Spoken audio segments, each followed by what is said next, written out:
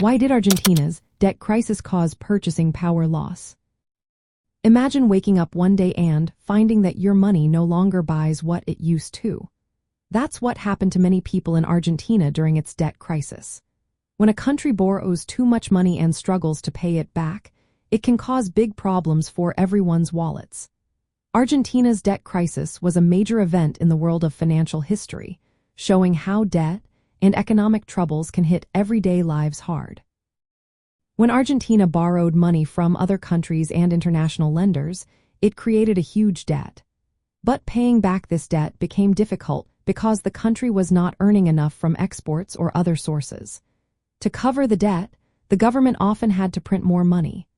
Printing more money increases the total amount of currency in circulation. This makes each unit of money worth less, which is called inflation.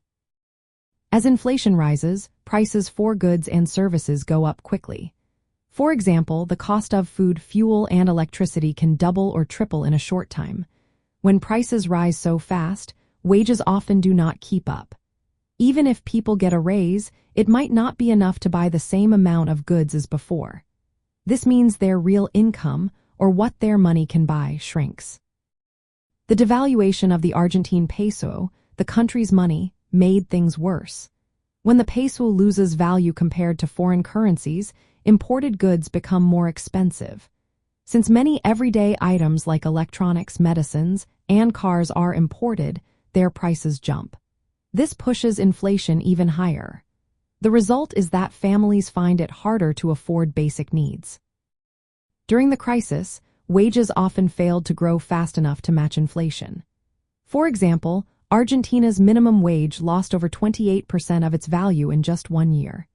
Meanwhile, utility bills and transportation costs soared, squeezing household budgets further.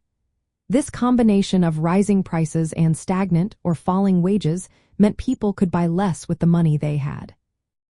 The root causes of this problem include ongoing fiscal deficits, which happen when the government spends more than it earns.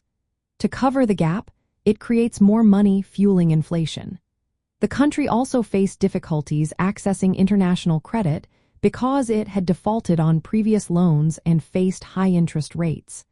This limited its options to borrow safely and manage the crisis. Attempts to control inflation, like raising interest rates or limiting money movement across borders, only offered temporary relief. These measures sometimes caused economic distortions or slowed growth. Repeated debt, defaults, and currency instability created a cycle where confidence in the economy kept falling.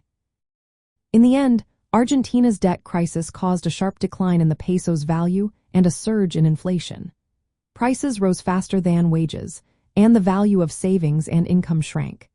People could buy less than before, and their standard of living dropped. This pattern is common in countries with long-term debt problems and weak economic policies, showing how debt issues can ripple through an entire economy and affect everyday life.